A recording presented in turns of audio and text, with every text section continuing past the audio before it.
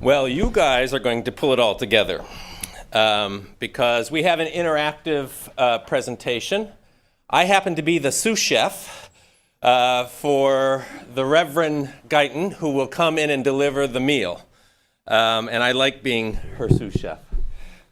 She has a good meal for us to take. We have been hearing a lot about generational trauma.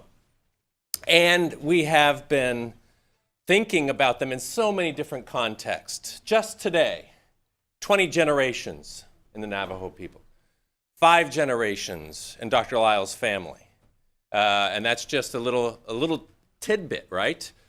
We heard yesterday about 2/3 of those released from jails and prisons will be ending back up in prison again. We've heard many different contexts. Carolyn Custis James talked to us about generational trauma in women in the church, right? So we have lots of these challenges that we've put before us, and we feel very heavy from it, right? It feels impossible. It feels too much, right? And so it would be easy for us to go relax, have a cup of tea, think about something else, and we should do that soon. But we don't want to do that before we close this, right? And we really think about where are we going? What can we do so that we ourselves don't lose hope? Right, so we've asked this question, what is generational trauma? And hopefully you caught that it can be something that is directly transmitted, from an alcoholic parent to a child, who in turn transmits it. It can be transmitted biologically.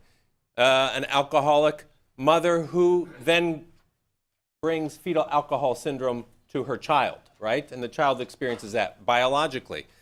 We saw it can happen in other ways as well. So within the family, within systems. Where does it exist? It exists everywhere, right?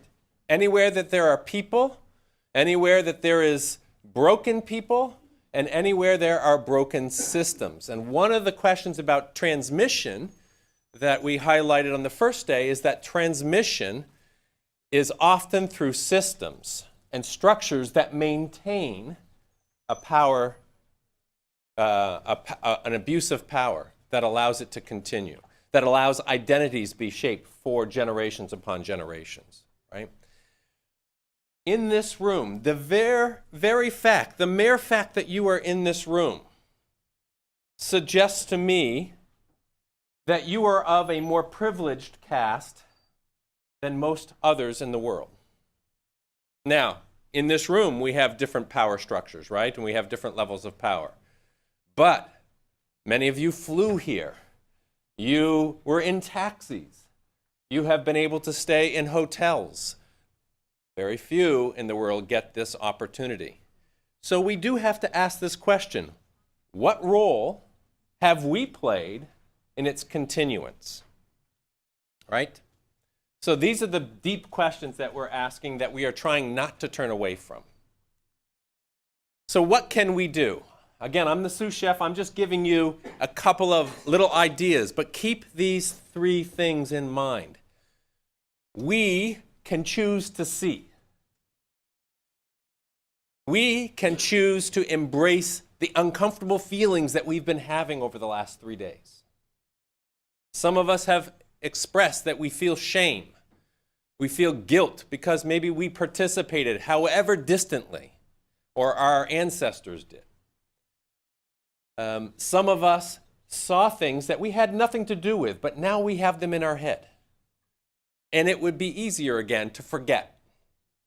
But we can choose to embrace, right? And hang on to those uncomfortable feelings, especially when they are in our communities, and they might, in fact, shape how we function tomorrow.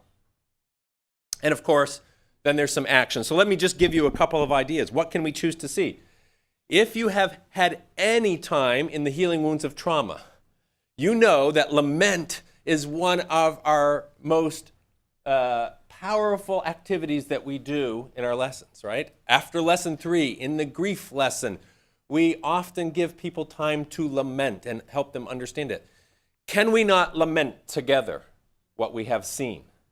By lamenting it, you are naming it. You are refusing to let it die on your lips.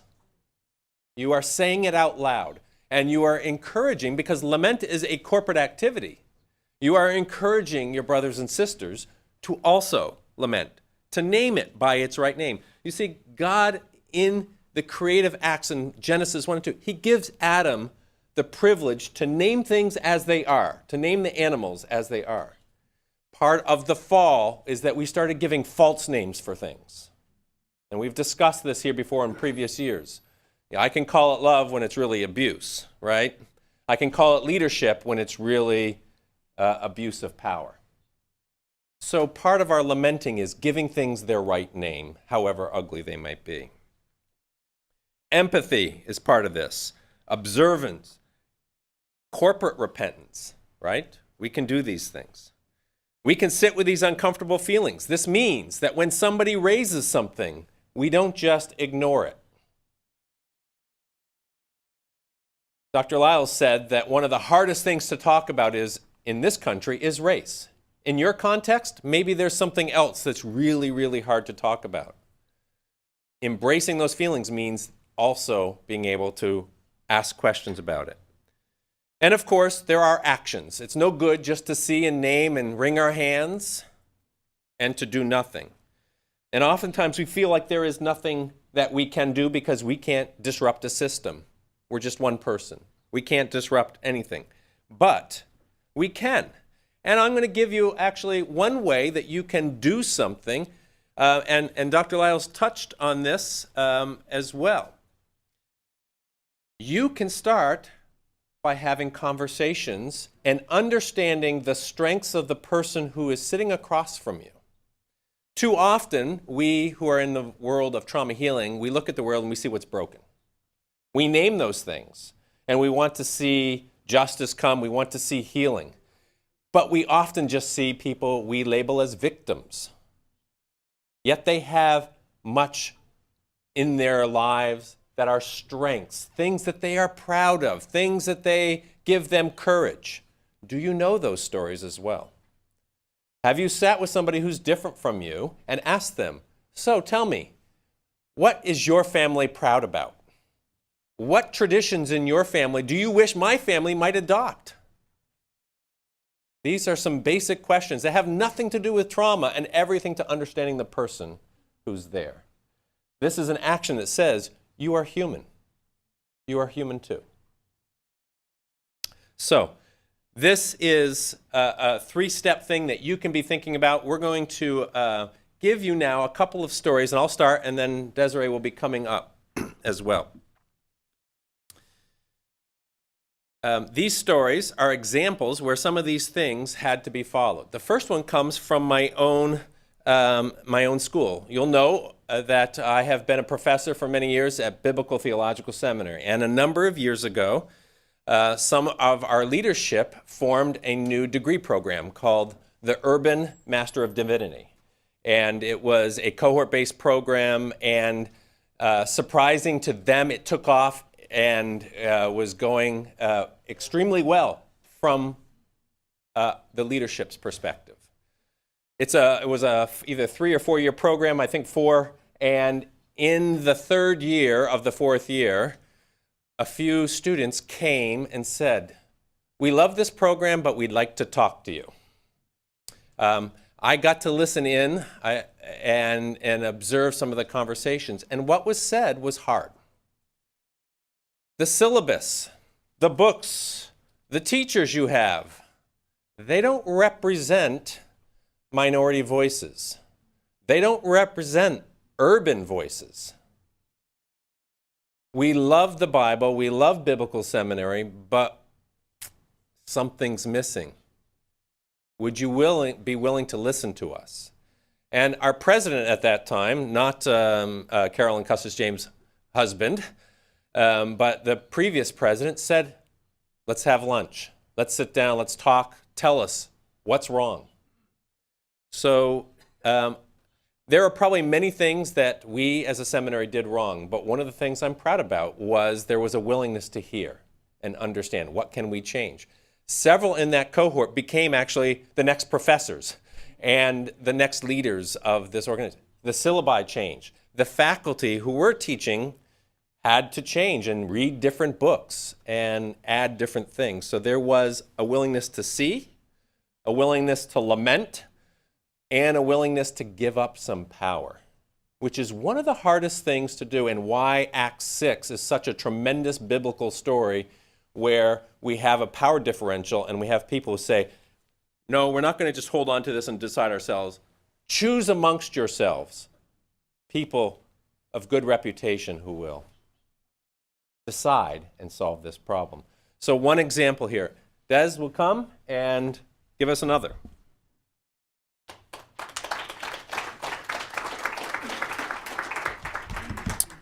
Thank you, Phil. As Phil clearly so graciously articulated, there are many ways that we can see, embrace, and act. And so I promise you at the end that I will share one, but in order to share the full story, I needed to share some things that might be a little difficult for a short period of time, because I think Dr. Lyles did such a fantastic job. But for you to get to aha, I need to kind of do a little bit more backdrop. And I want to honor all the countries and all the people, you know, Carol, the Native American that shared so beautifully, you know, and empowered us, the Saudis, right? And Iran, all the countries that are here, we all work in this trauma field. And, you know, my story is only a piece to all these other stories. But what I hope you take from me and Dr. Lyle's story is that we all have power, and that in that power, I hope you see some systems that were built and some things that were done in America and to the African Americans and the Native Americans, that while you are coming through the trauma in your system, in your structure, in your country, maybe you may see this aha. Does that make sense? Maybe you can see this, oh, maybe, you know, what we talked about today, maybe we can not go through what African Americans or Native Americans go through from a structural or from a cultural. What ways can we see? What ways can we embrace? What ways can we communicate to our political leaders? What ways can we communicate to our churches? Because what I've learned in this process, and I had to open up new wounds in entering generational trauma. So I left for a timeline. This is a brief one. The one that Harriet got was about 6 pages.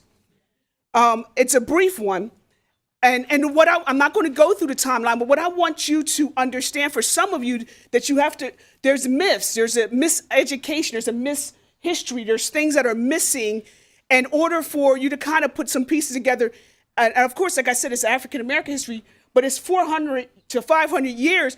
It's important for you to see where the church missed its opportunities, and where the church and where structures and things and organizations that you're a part of now could have interrupted some of the trauma. Are you with me?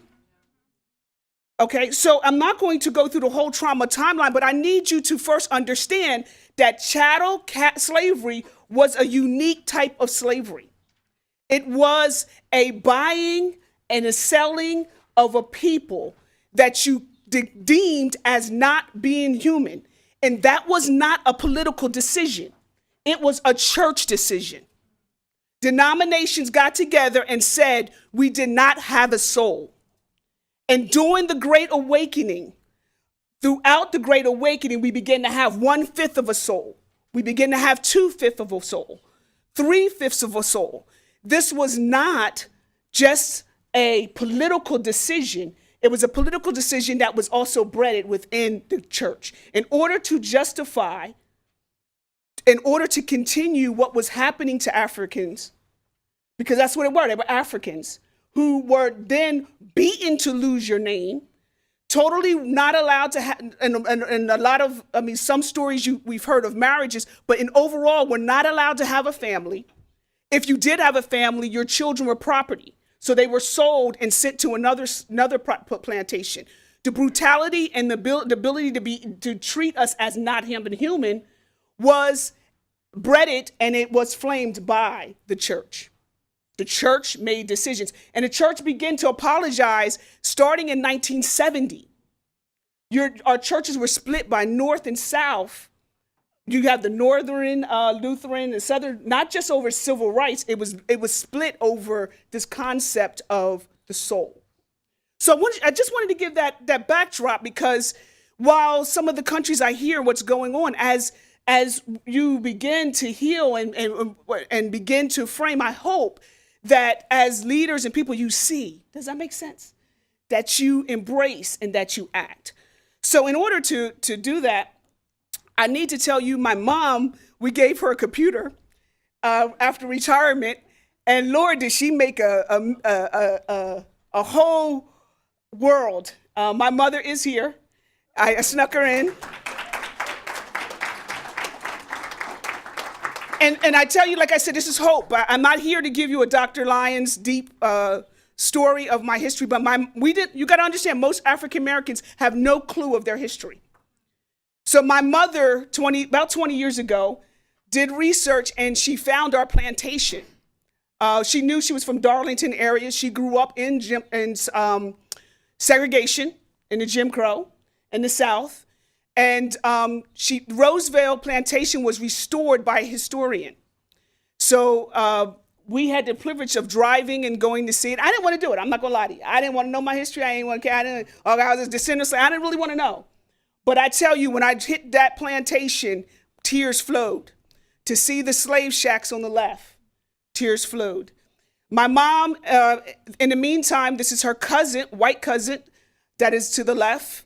I'm going to forget her name, and I apologize. I don't feel like looking for it. And my mom saved the cemetery, the slave cemetery and the white cemetery, and made it a historical area. So therefore, I think it was Toyota or Honda wanted to build a factory, so they saved the land so the factory was not built.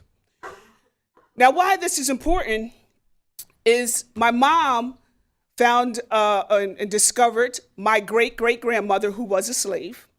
Her name was Minerva Cato Brockington Bacot. My mom's ancestors, her name is Holmes Bacot. And so on my mother's side, my mother's grandmother was a slave. But this slave was married to the son of the slave owner. Now, of course, when I say married, what does that mean? The names he claimed his children in the Bible, which was not normal. But this is also towards the end of Reconstruction. And so there is, understanding that for when Reconstruction hit, it was wise for him to claim his children, because then you can still have people work the land. So we don't know if it's a true love story or not, but the historians or people that I talked to said it most likely was in order to keep his children and on the land. Now, the uniqueness of this story too, because comes to the punchline, or why I'm standing here about generational trauma, is that Minerva husband, who was William Murphy Brockington, right? Am I correct, Mom? William Murphy Washington. I knew it was. I should look at my notes. His family migrated from France in 1694, and they were the Huguenots. The Huguenots was largely Calvinist, and severe persecution at the hands of Catholic majority, and many thousands migrated from France into America. So once again, this Calvinist history of a background, who was a believer or would historically be, had an opportunity. This family had an opportunity, and this opportunity, they wind up owning slaves and continuing the structure within. Do you understand? Are you with me so far? So my grandmother, now there is a great-grandmother, but she died young, and we do not have a picture of her. But my grandmother, who is my mother's mother, was a sharecropper. So she was born in 1913, but she was sharecropping is another form of slavery, in the sense that you had your rights, but you were not paid to work and you didn't get the level of pay of working the fields. I'm not here to give a full history story, but I think what's important is my grandmother, when I got to know her, because I didn't really get to know her as a youth because she was an alcoholic and she could become violent at family dinners. And so she displayed a lot of trauma. Now I know when I look back. And then the story she would tell me when I would visit her during college years, she would cry every visit and talk about her child that died, and that she didn't get the money from the sharecropper that he owed her and couldn't get to, and get to the medical care for the baby, the young child that died. My mom's was also born in the South, and she was born in segregation. And she tells a story of, looking at the white kids on the bus, and she had to walk. And so there's a difference. There's this trauma, and then they migrate to the North. And the migration to the North was, if you ever read anything about migration, it was a tough time for families. So I'm not going to go through the whole history, but my grandmother displayed that trauma. Okay, and she and trust me, we didn't family dinners. It would blow up when grandma was around. So, but that trauma of slavery was passed down. Now, before I get to this story, the reason I want to just touch on this one part before I get to this slide. While I was working through this generational trauma and reading the book, The Soul of Shame, I'm really hesitant because I don't like the fact of saying this, but several traumatic events in my life to define, I had to realize the shame that I carried of being Black. When I was grew up in the 70s, I'm aging myself, my parents migrated out of Philadelphia to South Jersey. The story is my mom and dad had 10 children, but at the time it was about 6, if I'm correct. And they lived in poverty here in Philadelphia. And my oldest brother was 10 years old, and he stole something from the store. And he got the whole police interaction thing. And my mom said real quick, next thing she knew, they were out in the woods of South Jersey. Because he said, I will not raise my boys to go to jail. 1 out of 4 Black males are in jail by the age of 16. 80% of African American children are raised by single parent homes. That is not by accident. And that's not because we are a corrupt people with no morals. It is a system and a strategic structure that is built into our system. My mom and dad raised us out in the South, and South Jersey, which was a 90-something% Italian town. And my first encounter was I was 8 years old, and I played sports because I was raised with 7 brothers. And I couldn't wait. They started girls softball. I got out there, and when I went to go hit the ball, I'm standing up there, father yells, I don't want my daughter playing with any niggers. I came to understand what that meant. A couple years later, my best friend, we rode horses together, we rode dirt bikes together, and she had a sleepover. I begged to go. My mom was like, no, you're not going. My dad, I kept begging, I wore my dad down, and he says to my mother, let her go. She'll learn. I didn't know what that meant. I go to the house, I go to the sleepover, and wake up the next morning, we were having breakfast, and the father was away or something. He came in for breakfast, and he looked at me. He sat down, we all started to eat, and he slams the table and says, I vowed I would never have a nigger at my table. I had to go home. Those are just a few to shape what I'm gonna tell you one more because I think it's appropriate for age for just to know. I was my freshman year in college. I walk in, I'm the only Black. They stuck 3 people in a small room, and it was 2 white females, and they looked at me and said, we don't like niggers. This is in 1986. Christian college. I went to Messiah College, which was a Christian college. My expectations of that Christian college was I was not going to go through this at a Christian institution. Yet I experienced one of the greatest racism in an environment that I was not expecting. So shame I hate to say, shapes me. And I would have to honestly say, even as I stand here, I battle it because of my hairstyle. I look at my calendar when I go to my hairdresser, and I will say, if I'm cool, I don't have no major speaking engagements, I don't have anything, might wear my hair more natural. But if I know I'm going to speak and I'm going to be in presence of white people, if I'm going to do certain things, I have my hair decision changed. That's not just here. Recently, I received an article about South Africa where 2 students were removed from their private school because they wore their hair natural. There was an article recently that we passed a law that it was okay for businesses to fire someone or not hire someone because they have dreadlocks. That's in the state of America. That's in America. This is the article. So the battle of what it means to be African American in America, black in America, I lived this dual life. I went to a school that was predominantly white, and then I went to church that was all black. I wasn't black enough for my church friends who were in the city, because I went to church in the city, but I wasn't white enough to be accepted. So that dual world, which W. Du Bois says, there's a dualness of the soul. There's 2 wars that battle. And as much as I don't like to talk about it, that war still presses me. The effects of being black in America is one that one is shame, but the other is our face to fact, the harshness of our discipline.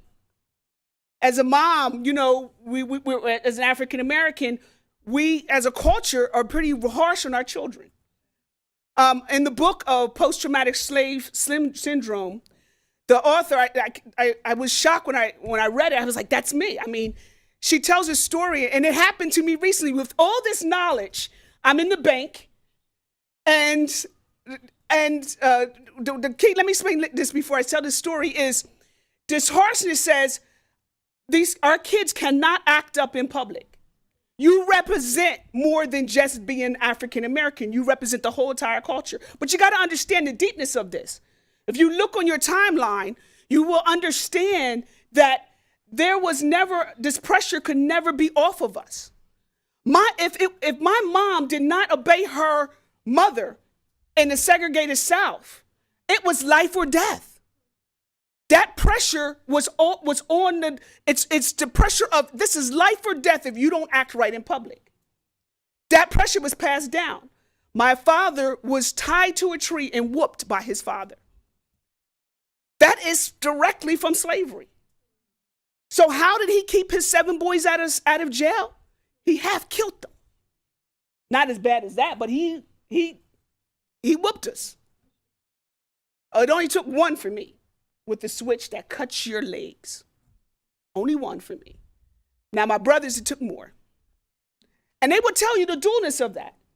They would say in one way, yeah, it was abuse, but another way, it kept me out of jail. Because it's a reality. I'll tell one more story before I talk about that bank scene is, a teacher called me a nigger when I was 8th grade. I walked out of class and went to the vice principal, who was black. And, because my parents always had, because I grew up in this school, all 10 brothers of us, they had direct access to my parents, okay? So I knew my parents were going to find out before I got home, but I didn't realize my dad would come out of work and meet me at school, at the bus. And I don't even know if my mom knows this story, but he meets me and I'm scared to death. I get off this bus and I'm scared to death because I know all he heard was I walked out of class. And he's like, what? And I said, Dad, listen, please, Dad, I'm begging. And he listens. I said, she called me a nigger. He put his face to my nose and said, you acted like a nigger the moment you walked out of that class. You are to take the knowledge of every white person, but you are never to walk away. Now you have to understand, he had to train me to understand that in this world you will face trouble, but you are to stand. And I'm not saying that we should accept this. But I'm trying to get you to see it was a systemic pressure that I still live with to this day. And so the harshness, or even when I'm in the bank, as much knowledge as I had, I went to the bank just this week. I had to go inside. I usually don't have to go in anymore. And this black mother struggling with their kids, and one is taking, and the white kid's running around the bank, and the black kid took off to run out of the bank and run around. And I stopped and I gave an eye to the little black kid. The war was in me, but I saw the mother struggling too. And I went, and he came over. I whispered in his ear, knock it off and go over there to your mom right now. Is that understood? And he looked at me, yes, and he ran over to his mom. And the mother gave me that black nod. As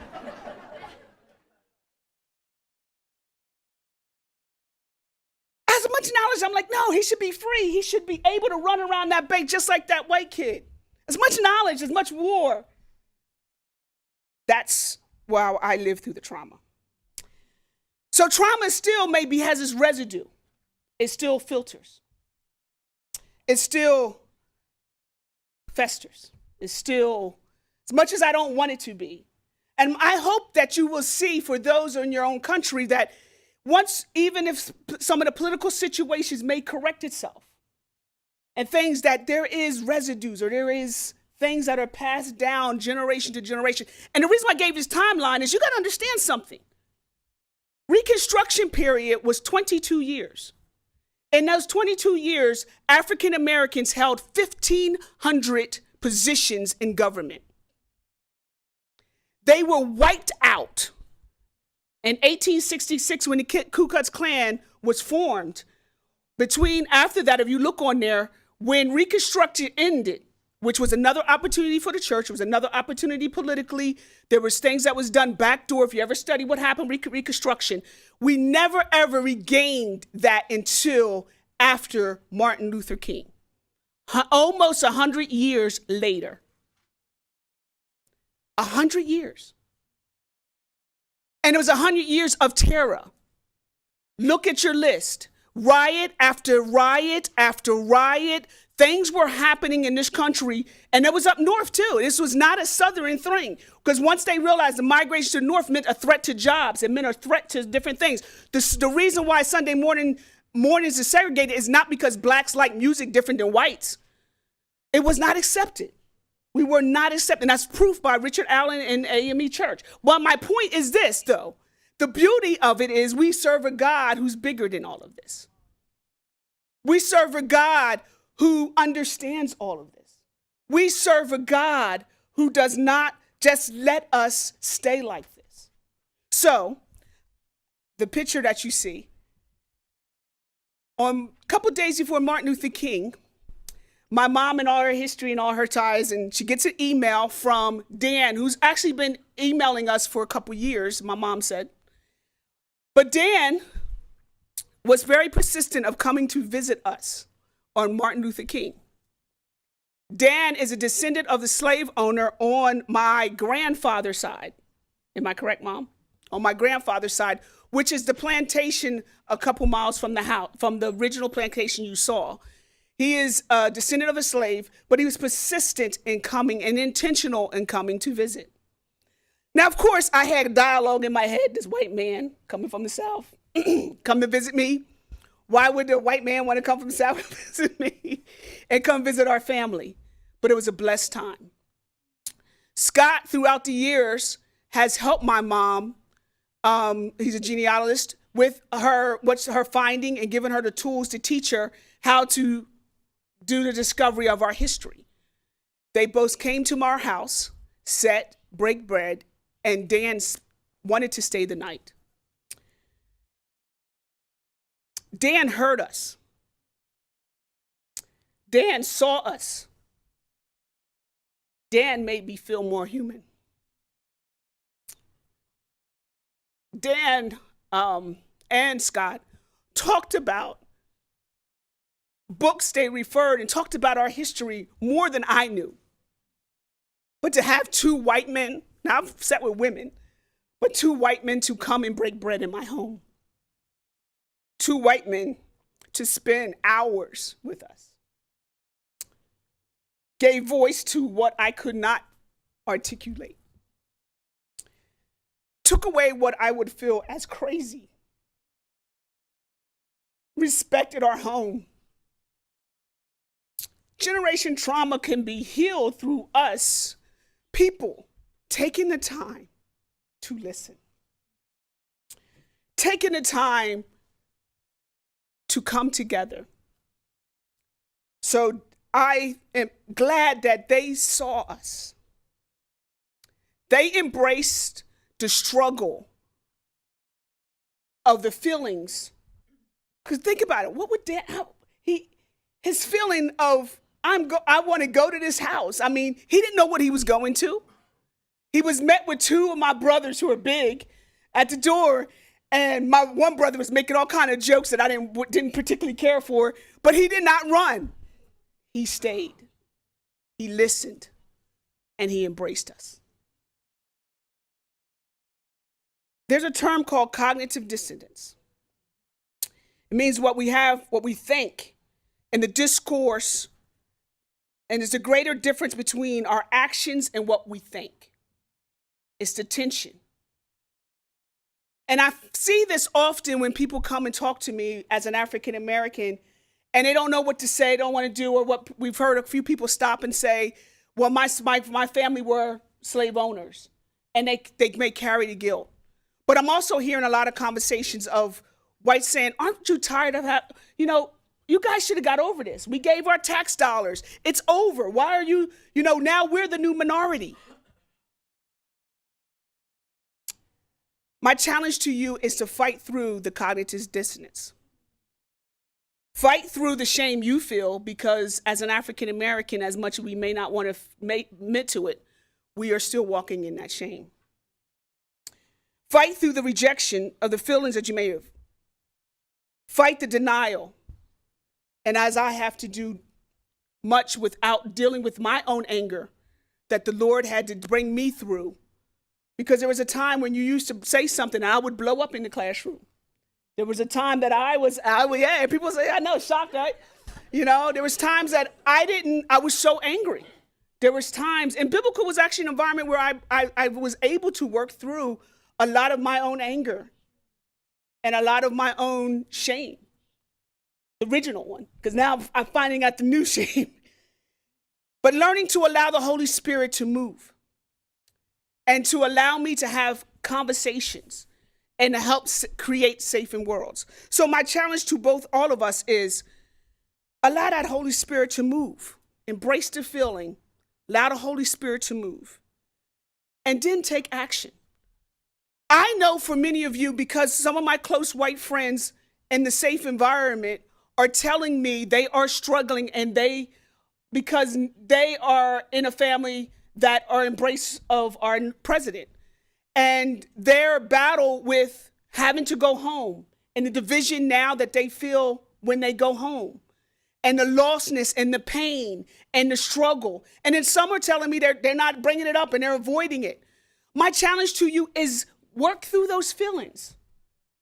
And as African Americans, we need to listen. We need to listen that some of you are really struggling and really going through the journey. So I'm excited that you would have allowed me these few minutes to stand before you. And I just want to close with this part when we go to our discussion questions is, because of my own journey of being Black American, middle class, I made a decision to work in the city. I made a decision to sit with the loss, because I realized their generational trauma is deeper than me. I'm an in-home therapist, but I get the pleasure of going into the homes.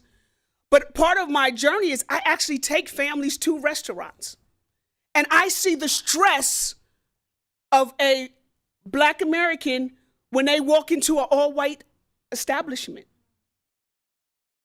They may not say it, but they're getting angry, they're getting agitated, and I say, what's going on? I have to, as a therapist, because I know that's what's going on.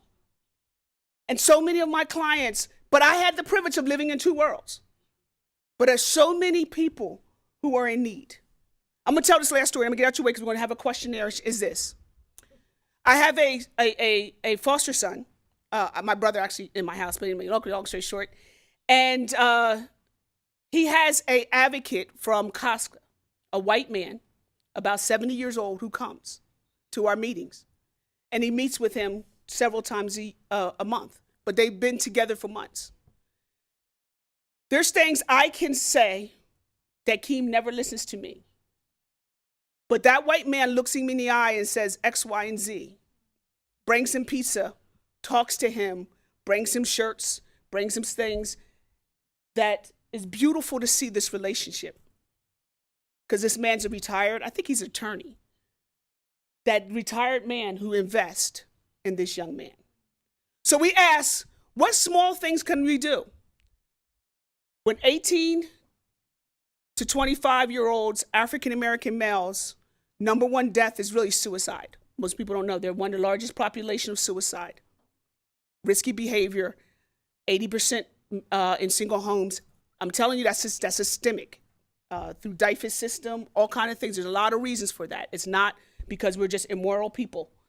It has a lot to do with the structures that this time can take. So my hope that I'm hoping you to see new ways. Come and sit at someone's table. Listen. Small ways. Take a person out. Not just African American, Native American, Hispanic, Latinos, are poor. Spend time. Embrace. See. But most of all, let's take actions in small ways. And I hope that transitions into your various cultures and countries as well. Amen. So at your table,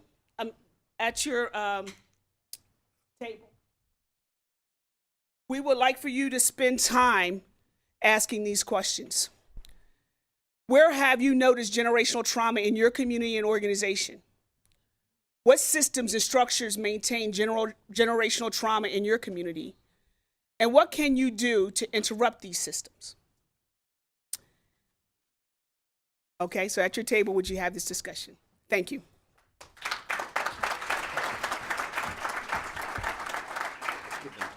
Oh, you have 25 minutes. No, Do 20.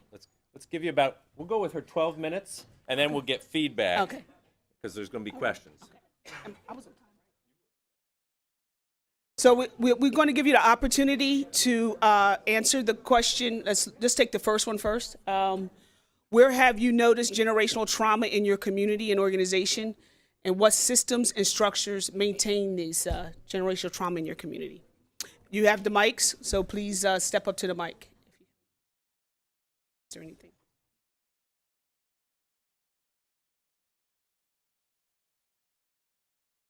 The church.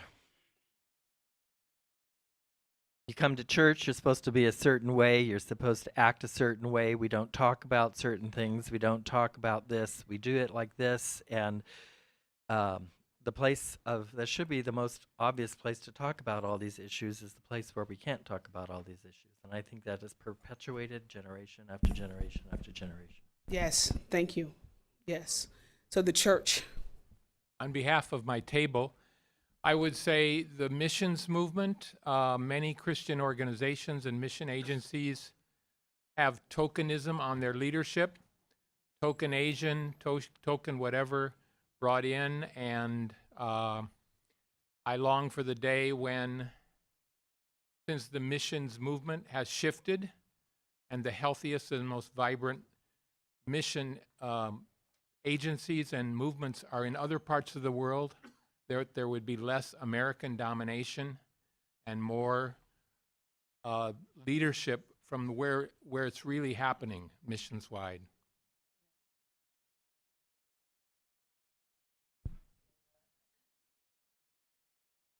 I happen to live in Sanford, Florida, which is on your timeline. It's the city where Trayvon Martin was murdered, not too far from where I live.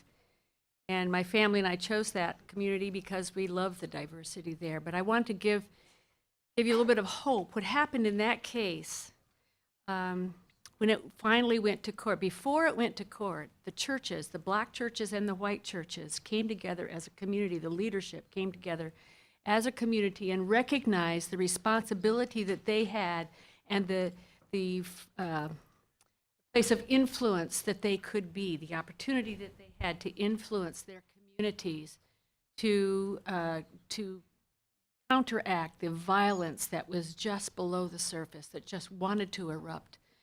And so they worked between the time of the murder and the time of the court, they worked with their community and with their congregations to talk about this and to encourage conversation. And then when the court case happened, and that day in court, when the wrong verdict came down and was so painful and so heinous, the clergy were together, the black and white pastors and priests were in the front row in the courtroom. There, they were present in that place. And so that when that came down outside of the courthouse, there were lots of people, and there was national TV media there, but they were there as a place of peace and as a peacekeeping force, army, an unarmed army. You know, it was just, but it was a beautiful thing to see what can happen. And that's why after that night, there was expected to be huge riots and all kinds of things, and it did not happen. It was quiet. The very next morning, I went out running. I was not afraid because of that, because of what the church had done.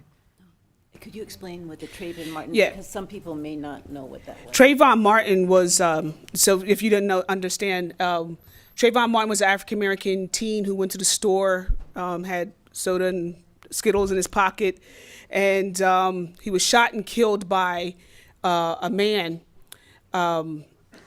And just to make a long story short, the man got off. He never was, the trial was huge, but it showed that he did not get convicted. There's a law of, that he was allowed to carry, and he felt threatened, and so he had the right to kill.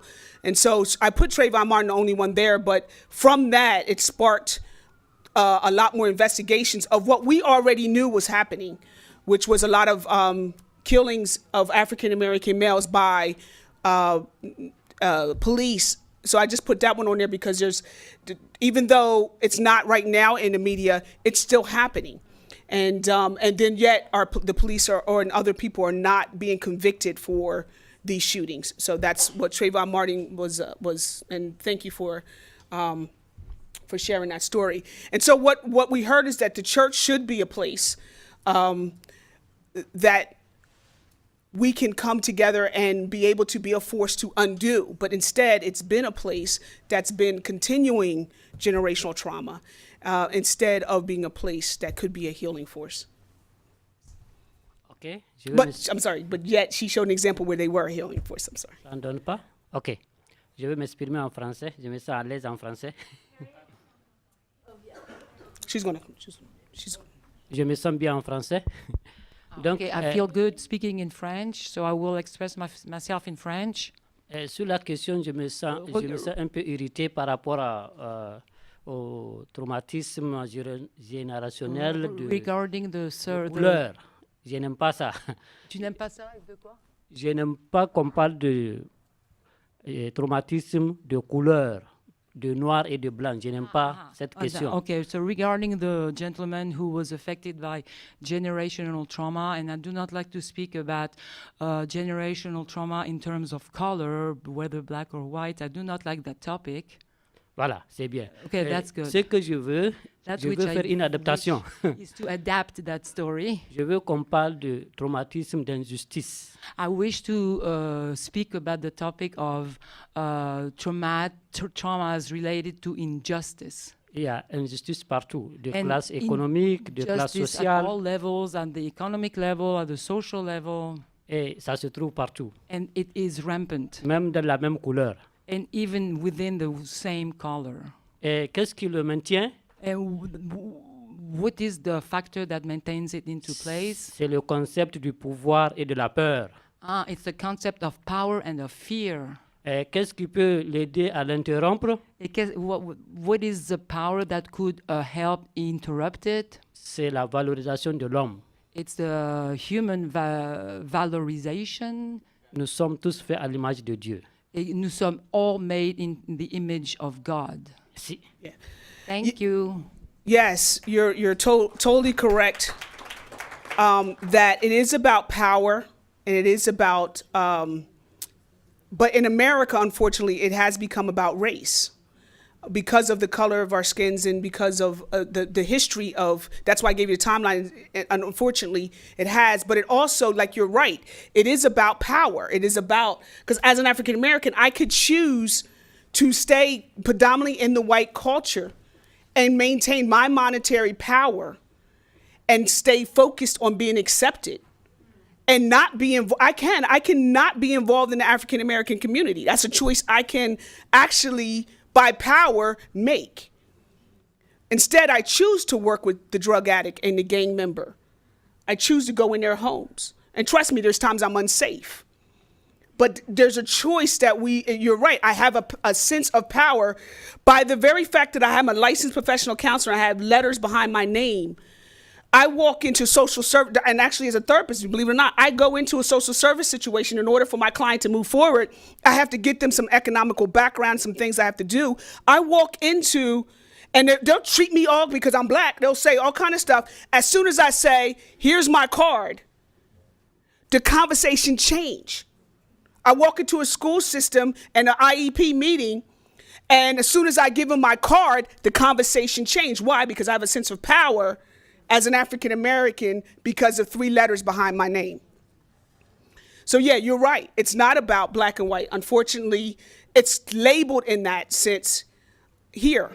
I have white clients, and I'm telling you honest God truth. I have drug addict white clients who've lost their children, and part of what I do is counsel them to regain their kids back, as well as blacks. But I've seen it for myself, how quickly the whites can restore and gain and get jobs. And I can have the black for months with all different more services to get and take them to get jobs.